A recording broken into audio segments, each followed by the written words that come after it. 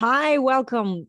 This is going to be a short training, and this is basically a cutout of a little guest training that we had with Coach Candid, Christina Stiers. She is really passionate. She's a projector, splitting projector like me, 1-3. Actually, she was born just a few days after me. She's really, really interesting person, and she gave us a huge backstory of her life. I decided not to add this into the replay of the training because we really want to just get the goals part. Christina came from a family that had a lot of history of dysfunction in their own childhoods, her parents, then their parents. There was a lot of insecurity. So this child, 1-3, for whom security is the most important feeling in the world, and I know that firsthand, has dealt with constantly things changing, bipolar, mother, drug addict, both mother and father. And there was just so much insecurity and a lot of abuse. In a way, this can break someone. But Christina is an example of someone who early on and through all this turmoil decided to take her fortune into her own hands, and by the age 17 found the way or grasped the opportunity to start the life that was completely independent and set herself goals. And it's amazing, and she will be mentioning even in the part that we're about to see here. It's really amazing, her determination, how she has everything planned. And not everyone is a planner like her, but there's a lot of takeaways. Like, I'm not a planner like her, straight away saying that, but I've taken so many takeaways. Watch the training and then watch our discussion and then take what sticks out. That's the most important thing. Now, if you really, really resonate with this sort of way of planning, and you want someone like Christina as your partner and coach, if what Christina is saying and her planning system really resonates with you, and you would love a person like her to take you through the goal mapping session that she can offer, she is kindly offering us 40% off. Normally it's $225. And if you reach out and you mention this session, she will be happy to work with you for $135. And that's just for this goal mapping session. I'm going to put her details and how you can get in touch with her in the description to this video. And for now, enjoy. And if you have any takeaways, pop them in the comments, or if you have any comments or questions, pop them in the comments below. All right, let's dive in. A goal without a plan is just an idea. What is goal setting? It's a process of taking active steps to achieve your desired outcome. It all starts with your mindset. You have to create the vision, daydream.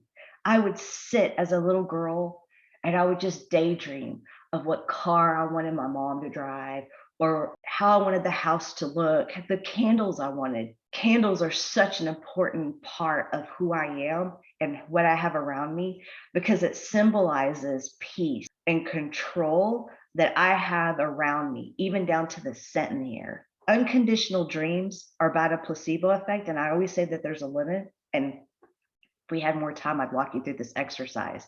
And it's about shutting your eyes and imagining yourself getting a lemon, cutting it. And I could probably do it even short right now. Just think about it. All of you think about when you cut a lemon, I bet your jaw got tense, right? Just thinking about cutting a lemon.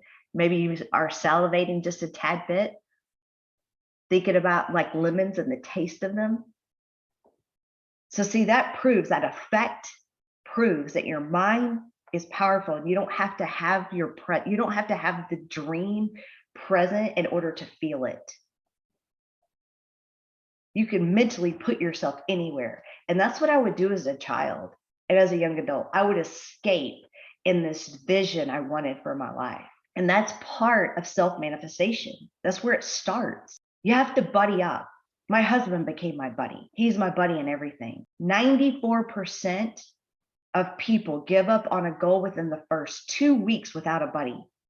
It doesn't matter who that buddy is, whether you're paying for the buddy through a coach, whether you're, have a spouse, a brother, a sibling, a friend, a child, it doesn't matter what it is. You've got to have a buddy, and your big enough reason why.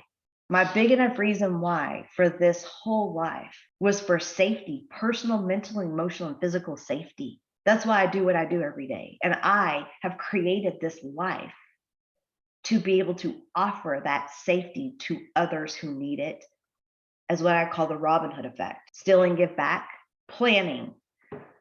Everything is about life segments. And I go through this process with my husband and I, and I'll show you. Every year, my husband and I write out our goals into segments: work, coach, personal, relationships.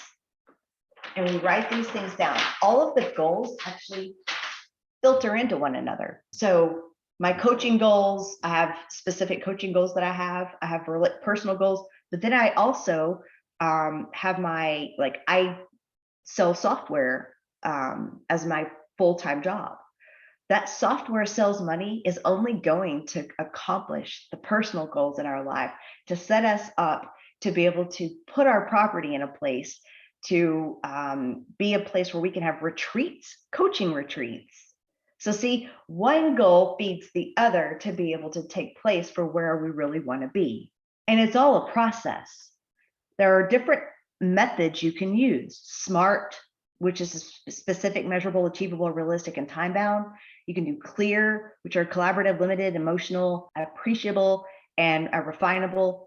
But it all boils down to making your list in your categories and figuring out how one leads to the other. In your list, everybody gets stressed out because they don't do the important things when they should be done, and then they become urgent.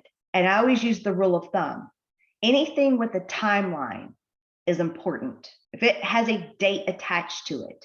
So I need to pay the electric bill by this date, or I need to send this email by this date. That is important. If it gets within 48 hours of a deadline, so put yourself reminders, if it gets within 48 hours of a deadline, it becomes urgent. If you take care of all important things when they are important before the 48-hour window, you have now created yourself the opportunity to have 2 bad days, because we all have a don't want to day. All of us do. It could be to get sick. It could be to take care of a child. But if you're taking care of important when they're important and they don't become urgent, see, those urgent things are what create chaos in your life. Those I haven't done them yet. So, and they're due. And when these things become due and you've got these other demands in life and they all collide, creates chaos. And that's where our stress comes in. General are items with no timeline. I'd like to clean out my closet one day. Those are the general items that I just keep a secondary list to. Limiting beliefs. You have got to plan around your limiting beliefs. Those are those things that creep up on us. All that garbage from my past always gets in the way. When it does, you have to name it. And the way you name it is through what I call a change resume. So prove you are capable of this change. Oh, I'm not smart enough.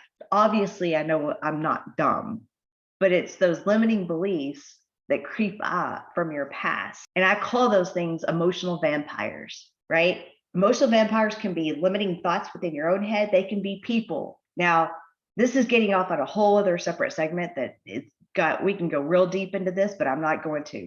I'm just going to tell you, you know who those people are in your life. Those are the people that you, for some reason, won't cut out of your life because of emotional ties. Oh, they're my mom, or they're my sister. They're, whoever those people are, but you know who they are. And I'm going to prove to you, you know who they are. When your phone rings and the caller ID has their name on it and your soul leaves you and you're like, oh God, I don't want to answer that. They're the emotional vampires. That's them. You don't have to answer the damn phone and they're sucking your life. And you're the dummy who answers. Oh God, here we go. All right.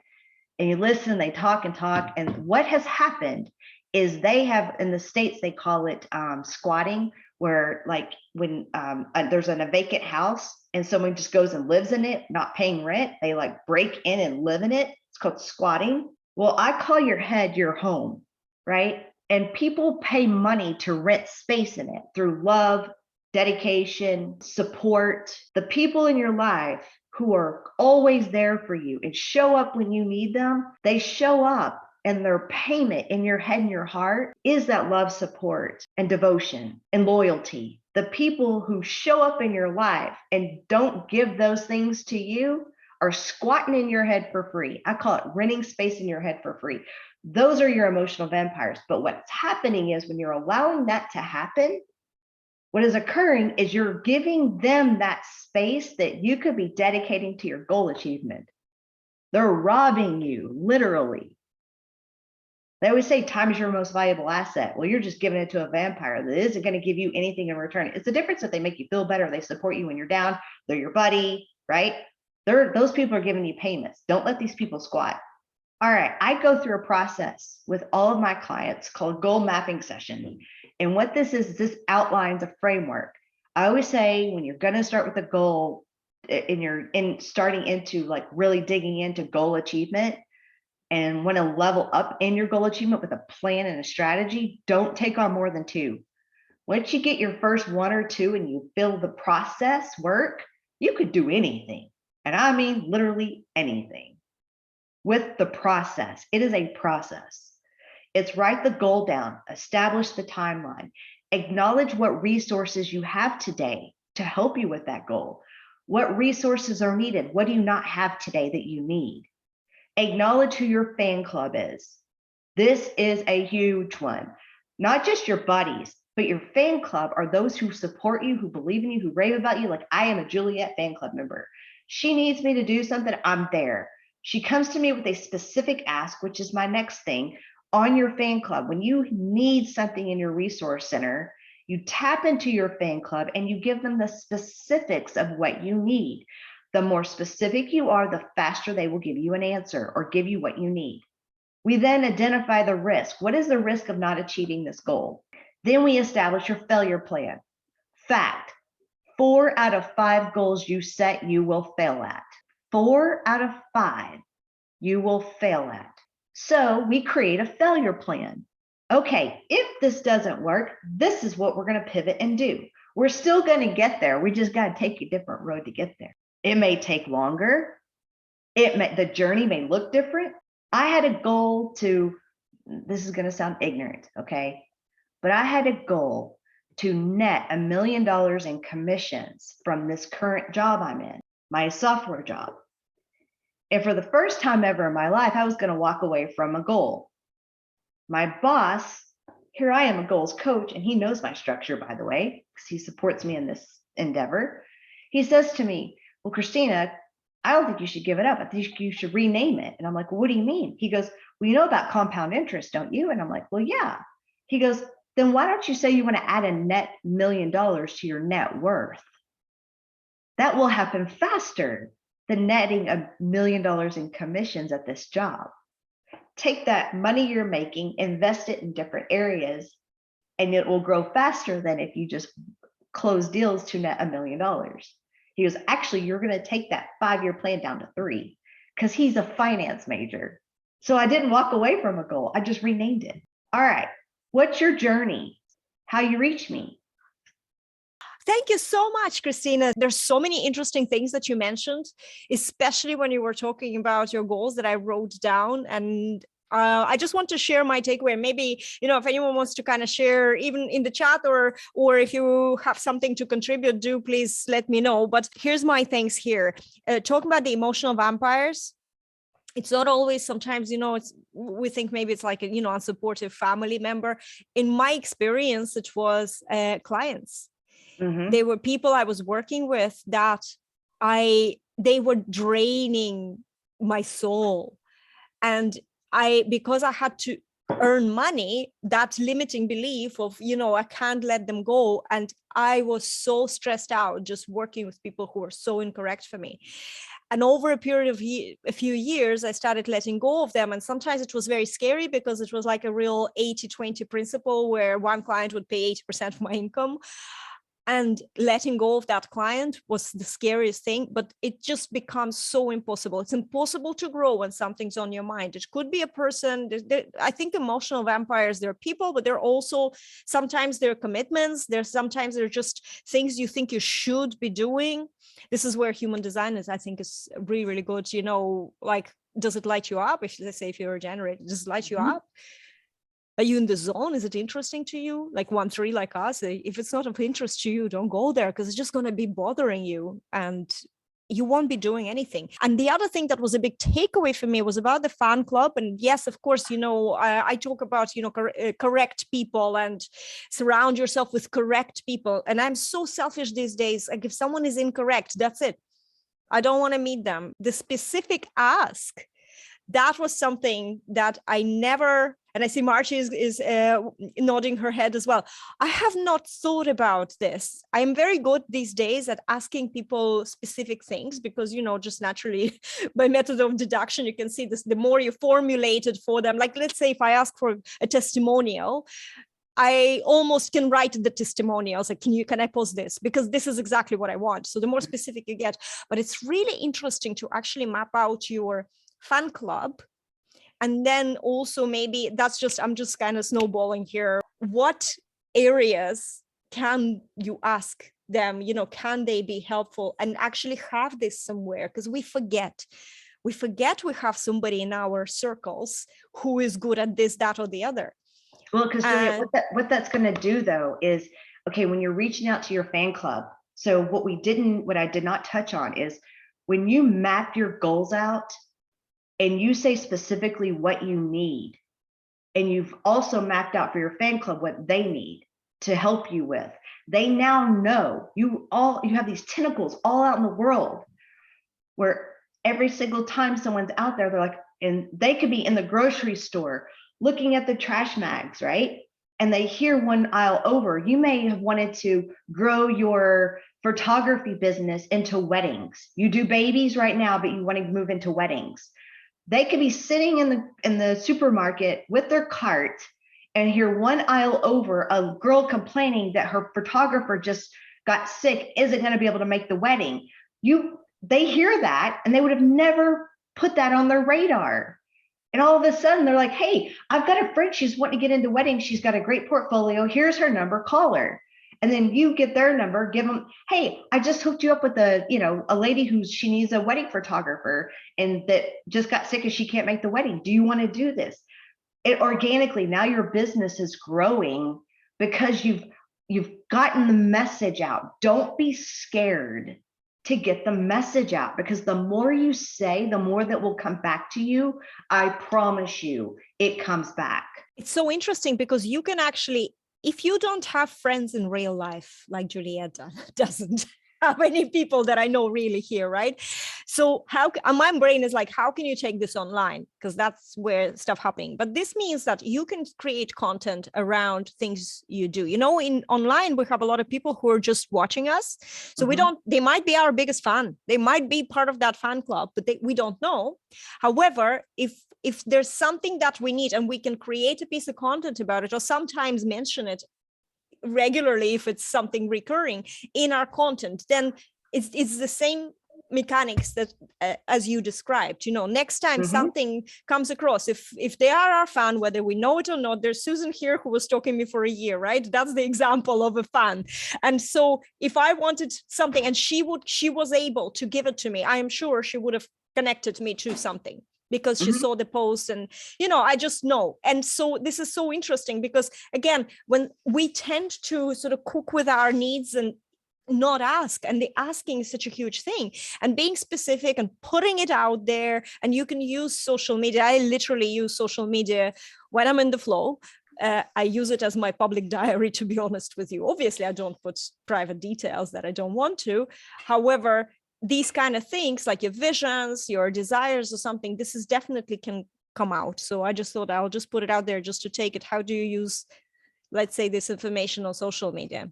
Yeah, so those are the biggest two takeaways. And of course, the renaming the goal is great because nothing is a failure. You can just like tweak it and change it and redo this. I think it's our line 3.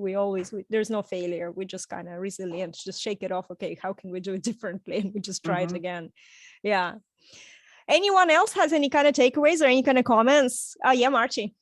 First, I want to thank you, Christina, for your share and your story. It's very personal. Thank you for sharing that. Very inspiring as well. And I have a question. I'm kind of a go with the flow kind of person, and somehow that doesn't really sit well for me with setting very specific goals. And I think what you said about doing the important things at least 2 days before the final deadline. That's something that will help as well. But do you have a take on how to fit going with the flow into this? Absolutely. It doesn't matter if you're a, rigid. I am very rigid. Things have to be in categories and processes. And I'm a very scheduled individual because that's where I lean on my inner safety.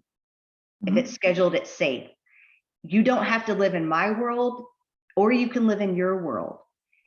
Writing it down and getting it out there is the most critical step in all of it, because putting it out in the universe will let it come back to you. And it doesn't matter if you're going with the flow. It doesn't matter if you're all over the place. If you have 18 projects going at the same time, just put it out there. Don't be scared. Put it out there. Because let me tell you, the root of fear is the lack of knowledge and training. That is the root of fear. Lack of knowledge, lack of training. Now, when we're fearful, that is what keeps us from moving forward. But if you put it out there, just trust, put it out there, educate yourself. If you have to train yourself and then put it out there, you will no longer be fearful of it. But we fear being judged. We fear that, oh, what if I don't accomplish it? Right? That's why we typically don't put things out there, because we fear, what if I don't do it? Well, guess what? You already are not doing it. Yes, that's true. Why are you, I mean, come on. You're already not doing it.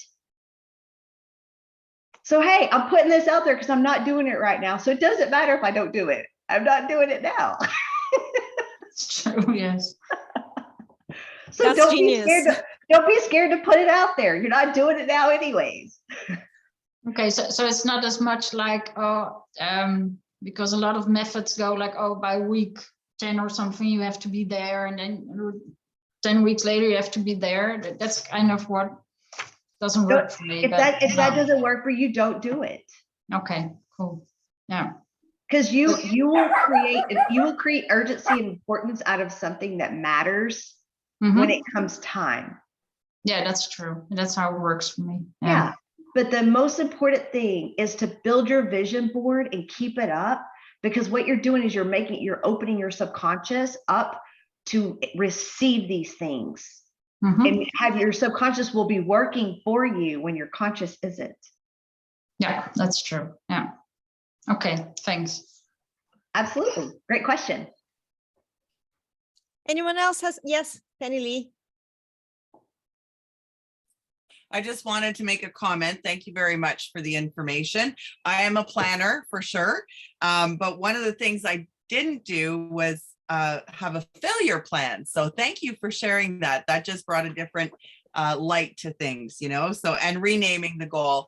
That's also really important too, when you're not on your timeline. And so very flexible, right? You can rename it and find another maybe avenue to get you there, but in a different way, right? So yeah, thank you for that. Well, and Penny, if you're a planner, then you will enjoy the journey of planning the failure plan. Yes, absolutely. That's why I was like, wow, never even thought of doing that. Yes, and there's actually, I don't know if you're familiar with Six Sigma, but that is really like the foundation of what they do. It's like you're looking for all options that something's going to go wrong. Awesome. I'll have to look into that. Thank you. Actually, I have another question to build on that. What I wrote here about the planning for failure. So I'm a little bit like, it's weirdest thing. I have a mental breakdown now, because just today I was looking into human design and planning, right? And everything you were saying, you have a passive brain, I have an active brain. Don't mind the names. I am supposed to be like you and you're supposed to be like me, which is I am like Marchie. I am kind of like, feel it and go with the flow and take a scenic route and, don't put dates on it, because it just doesn't work. And it's so interesting. So in terms of, I love this whole plan for failure, because if you have like a motivation of fear, especially, but anyway, it just gives you more security, more contingency contingency plan and you're like, okay, well, at least I can do, then, you know, there's my ABC plan. How far is the question? How far do you plan for your failures? So would you, so how, if I plan to my death, Juliette. Oh yeah, I'm sure. No, I am not exaggerating when I tell you that. My husband and I bought this property that we're on. It was a little, you know, just a little farmhouse. And we learned from taking care of his father through prostate and colon cancer, all of the challenges around us. And then you have COVID, the people dying in nursing homes.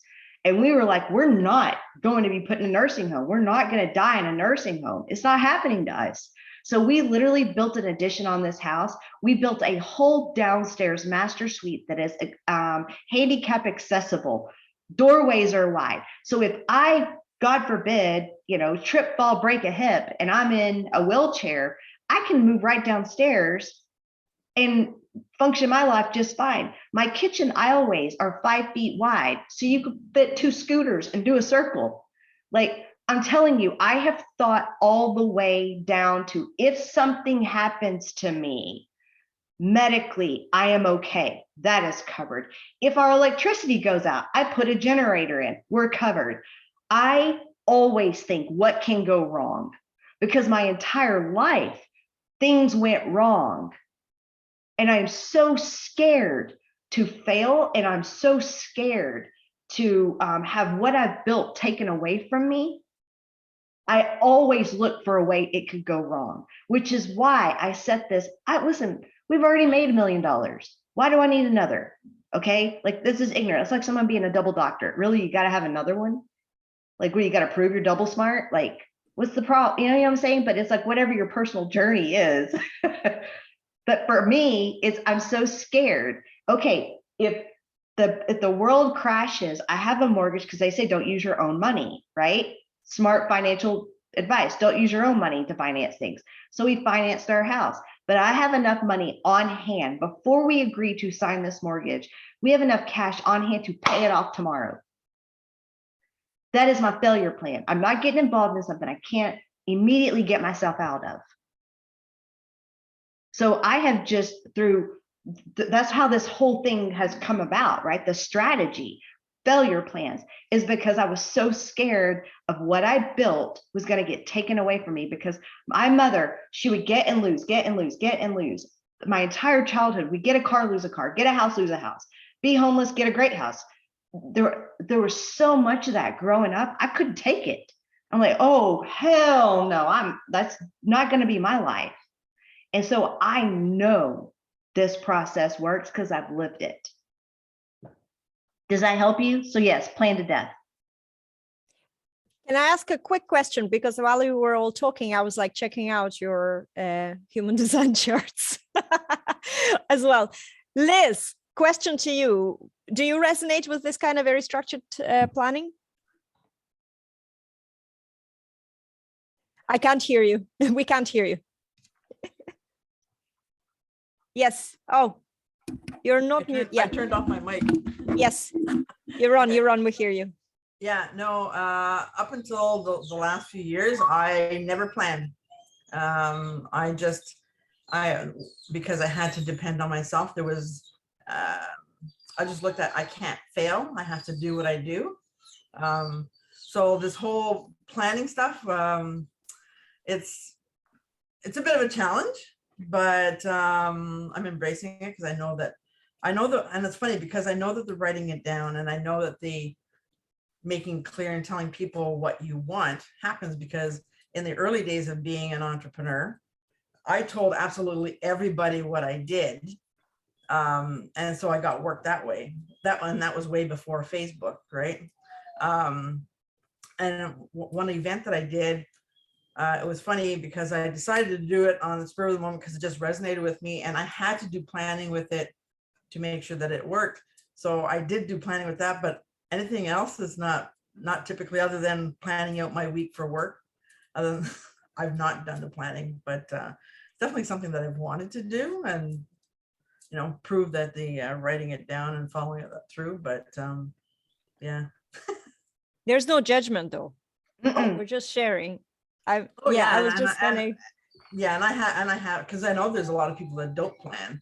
And it was funny. I don't know if it was just because I was a single mom for so long. It was just about, putting out the fires and making sure that, there was a roof over the head and food in the belly and all that sort of thing.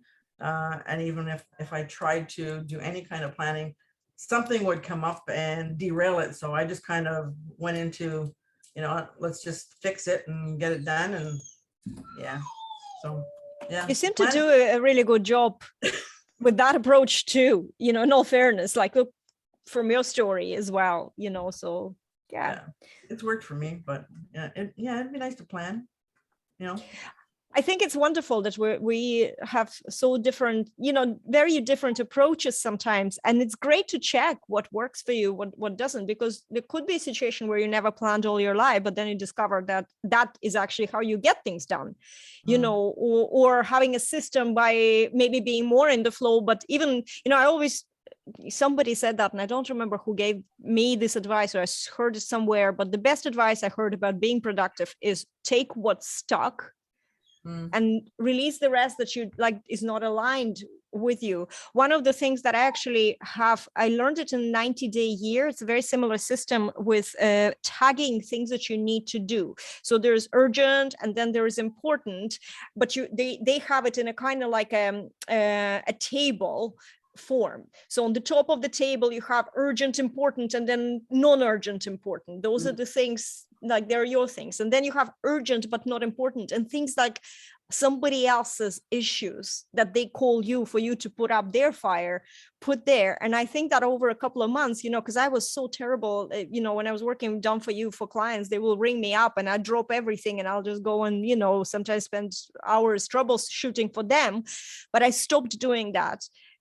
Because I kept putting their problems into, even if I just delayed by 10 minutes, I had to start somewhere, and I would put it, urgent, but not important. And I realized these are not my things. They're just literally not my things. Or there would be like ideas that, we're all there, in the world, and these inspirations come into your mind and you're like, yeah, but that actually is not really, it sounds good. I'm very excited while I was listening about it, but it's not mine. So, put it there. And that's one of the extra tag that I had: urgent and not important, and not mine, don't have to do it.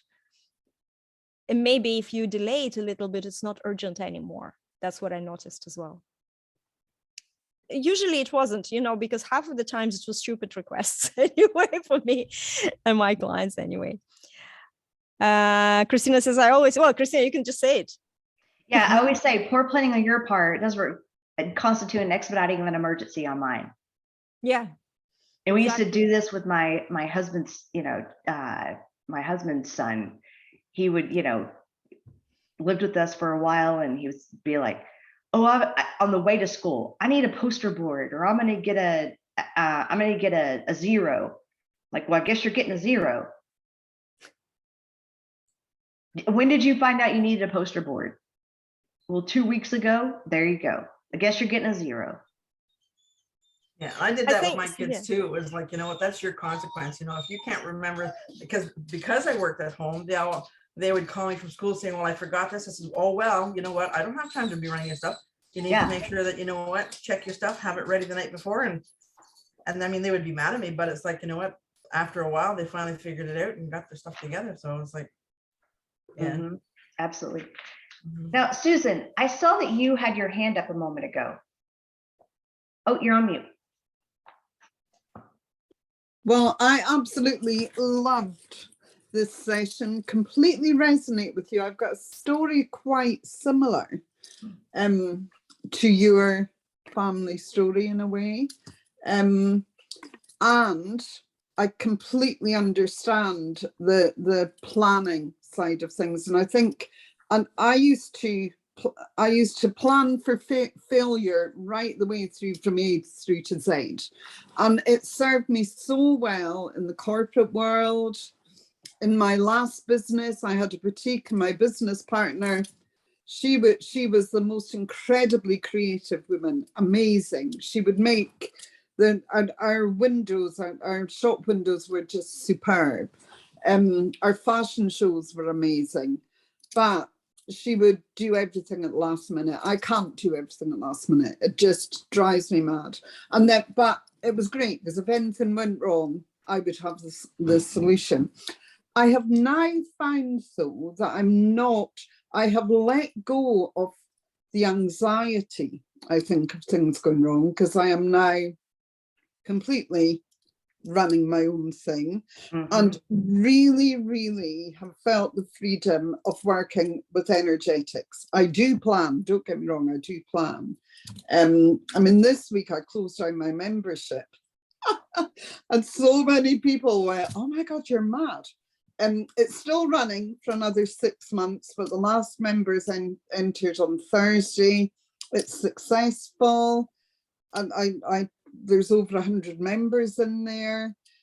But I absolutely know that it's not going to build and grow any more than it has already. And my clients that I'm working with, who I love, are going to be going into financial difficulty with the way the world is, you know, and sadly that's the way the world is. So I've got another program that I haven't even launched yet, but since Thursday I have got 4 new clients for this program that I haven't told anyone about, and that is and I know that is energetics, because I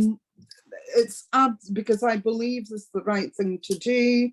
They've signed up, they've paid in full, they're starting next week.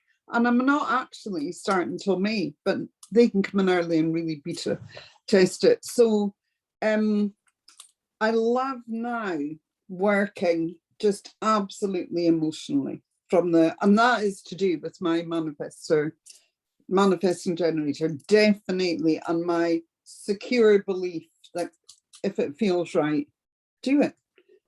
And I love the fact that I actually don't plan to fail anymore, because I'm not going to fail.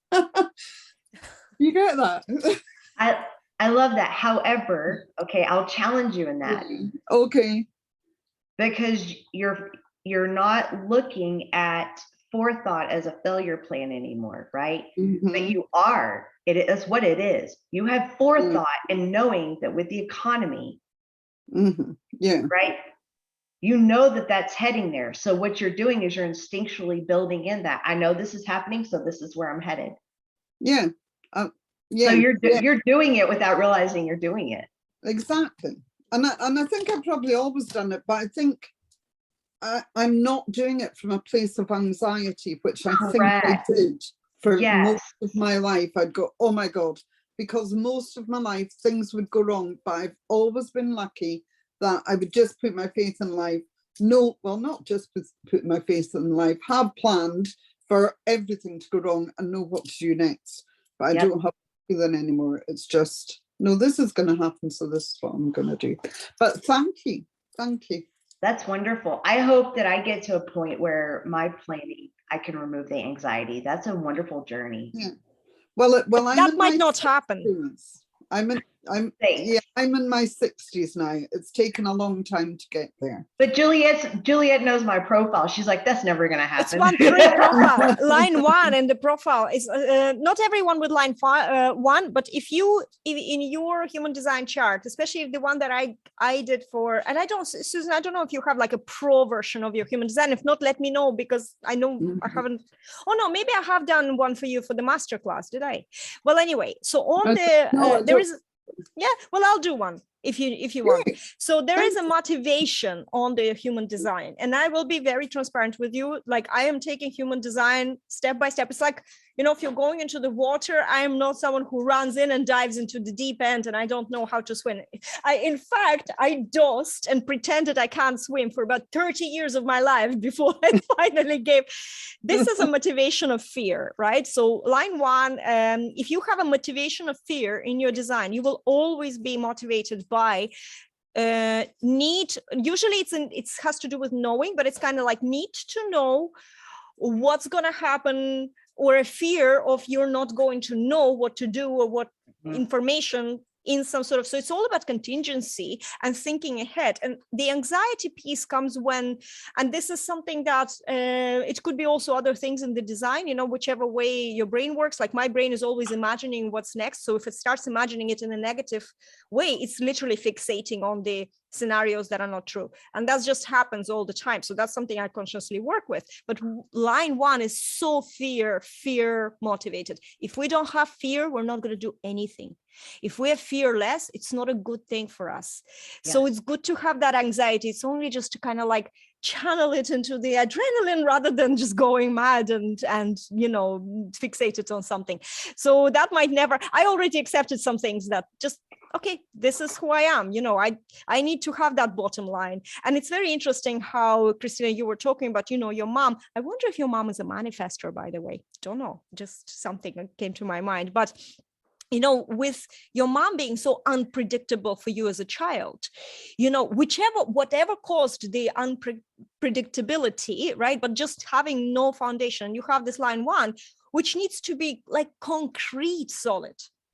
This is a rock energy. We don't move that fast, but because we need to know everything so solidly, or we're insecure. It's very interesting to know, like that, understand that kind of your lines, especially in the profile, and where does it sit in terms of your flexibility and things like that. We're lucky we have line 3, because line 3 is testing and trying and testing and trying in the resilience. So we're not completely stale. Otherwise we would be in trouble, never do anything because just too afraid.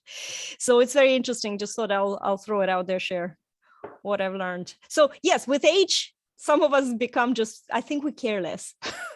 With age, we just care less. We're like, oh yeah, don't give a shit, Juliette. Yeah. Let's call it what we have to take a woman from Scotland to tell us, like, as is. Use the words that needs to be used. Yeah, but that's exactly. Christina, was absolutely wonderful training. Thank you so much. And yes, I'd love to have the part of the slides that just show us like where you were talking about the visualization and the lemon effect, placebo effect. I really love that, because whether you're a specific planner or not, you actually, that whole thing about connecting to the feelings, and sometimes it's visual for us, for some other people it's maybe like a tactile, I think it's called. I think that's what your cognition is, Christina, isn't it? It's just like you have to feel things. Is that not what I said? Yeah. So it depends on what it is for you, but you can, you still need that to get where you want, because otherwise you have no connection. If it's just a list, but you don't have emotional connection, right? I think, and it's like, you need to experience it, for me anyway. So that was absolutely wonderful. And thank you so much. Perfect. Thank you so much. Thank you, Christina. Thank you. Bye.